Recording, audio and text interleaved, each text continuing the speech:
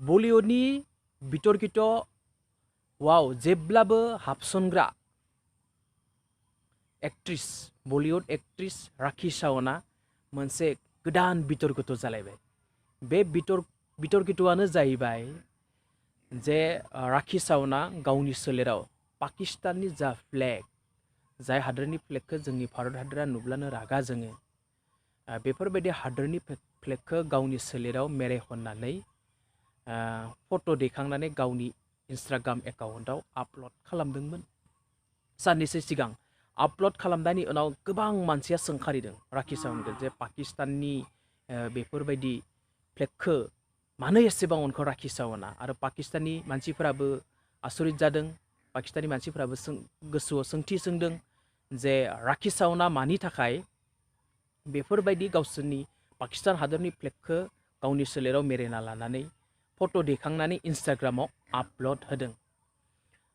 आसरित जानो गोनां बाथ्राया बेनोदि राखी सावना जेब्लाबो मोनसे नङा मोनसे गोदान गोदान बितर्कतआव हाबसोनबाय थायो। बे नाथाय राखी सावना बेफोरबायदि ससियेल मिडियायाव गोबां मानसिजों सोंखारि जानानै जोबथायाव गावनि इन्स्टाग्रामाव मोनसे भिडिअ बानायनानै हगारबाय जे बिथांनि जा बे फ्लेगखौ बिथाङा अननानै होआखै। मोनसे गोदान फिल्म फैगासिनो दं बलिउडनि। बे फिल्मनि मुङा जाबाय धारा 370।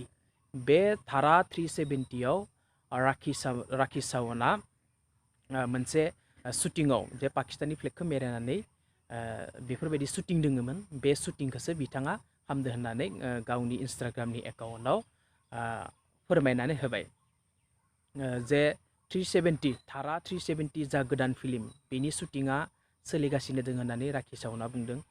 बेयाव जेबो नांलायनांगौनि बेयाव जेबो बितर्कित खालामनांगौनि जेबो बाथ्रा गैया होननानै बुंदों। नाथाय बेनि सिगां गोबाङा मिथियाखैमोन। मिथियाव गोबाङा रागा जोंदोंमोन, राखी सावनखौ रायदोंमोन, बिभिन्न धरननि बाथ्रा बुंदोंमोन, बेफोरबायदि बाथ्रा बुंदों। नाथाय जोबथायाव राखी सावना सहायनो हायैलाय रायजोफोरनि सिगाङाव गावनि जा गोरोन्थि एबा जा फिल्म शुटिं खालामगासिनो दङ बेखौ फोरमायनानै होबाय। राखी सावना फ्राय बेफोरबायदि मोनसेनि उनाव मोनसे बितर्कतआव थाबायानो थायो। नाथाय दाख्लै जा पुलवामा घटना बे घटनायाव 40निबो CRPFआ जिउ गोमानो गोनां जादोंमोन। बे जिउ गोमानायनि उनाव राखी सावना मानि थाखाय बेफोरबायदि पाकिस्ताननि फ्लेगखौ लानांगौ होननानै गोबाङानो रागा जोंदोंमोन। नाथाय दा बाथ्राया जाहैबाय बे मोनसे फिल्म शुटिंसो। फिल्म शुटिंनि थाखाय बेफोरबायदि भिडिअ बानायनो गोनां जादों, फट' दैखांनो गोनां जादों। बे फट'खौ गावनि इन्स्टाग्रामाव आपल'ड होदोंमोन, इन्स्टाग्राम एकाउन्टआव आपल'ड होदोंमोन। जेबो नङा। बड'लेण्ड टाइगार इउटुब चेनेलखौ सोरबाफोर जुदि साबस्क्राइब खालामाखैबा साबस्क्राइब खालाम, लाइक खालाम, शेयार खालाम। गोजोन्थों।